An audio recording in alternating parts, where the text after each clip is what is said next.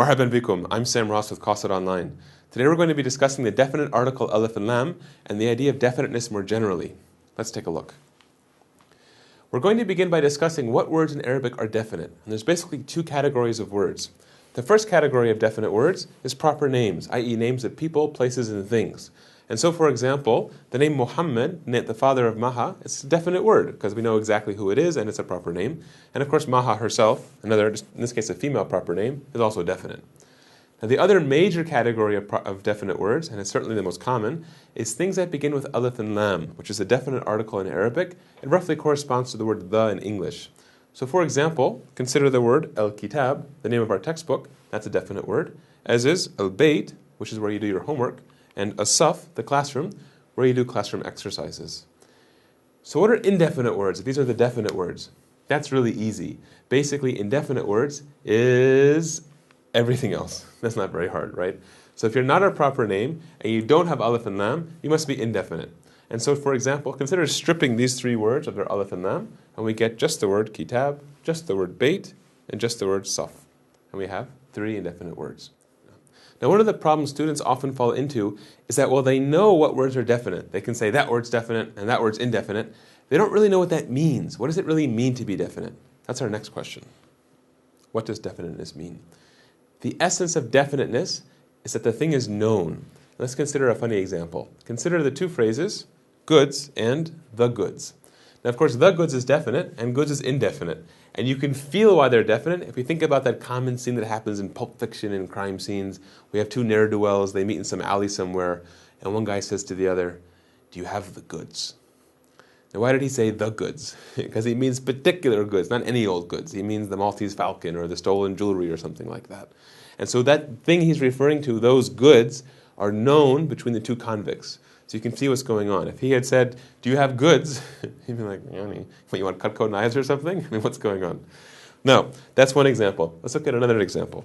Consider the phrase, a man and the man. What is a man? A man is a member of the class called men. It's approximately 3 billion people right now. If some guy broke into my home and the police said, "We know who did it. It was a man," I'd say, "Great. Let me know when you know who he is." But if he said, "the man," and it's one particular person, if the police says, "We got the man," I say, "Great, I'm really excited." So you can feel the connection here.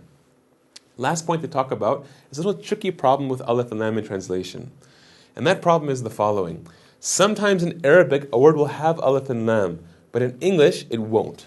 And that's kind of counterintuitive, right? Because we say alif and lam means the. So what's going on? First, a few examples. The phrase, or the word al-adab, means the literature literally, but it might be translated just as literature. Or for example, az-zawaj means the marriage, but it might be translated as marriage. And al-kimya, which is actually a word that's gone into English, you can think of a word that sounds like it. It's the word chemistry. The word chemistry in English comes from al-kimya. Anyways, al-kimya is the chemistry, but it just becomes chemistry. What's happening? In this case, the rule is something like the following.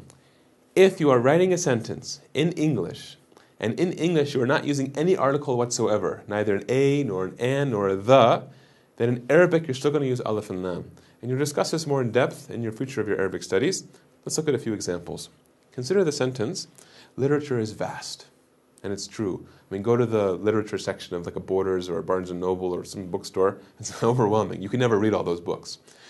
Now, when I did this, I didn't say the literature. I didn't say a literature or an literature. Well, you didn't say an literature for a different reason. But you didn't say any kind of article in front. So what does that mean? It means when you translate it, you're going to put an alif and lam on the other side. So literature is vast becomes al-adab wasi'. Let's do two more quick examples. If someone said marriage is beautiful, and it certainly is, how do you translate it? Well, there's no the marriage, not a marriage, so it becomes az-zawaj jameel. And lastly, chemistry is hard. It is hard. You know, all those organic chem and those extra things you got to worry about. So what's going on? If we convert it over here, I have to add an alif and lam, al-kimya sa'ab. And that's the end of our discussion of definiteness. Thanks for joining us.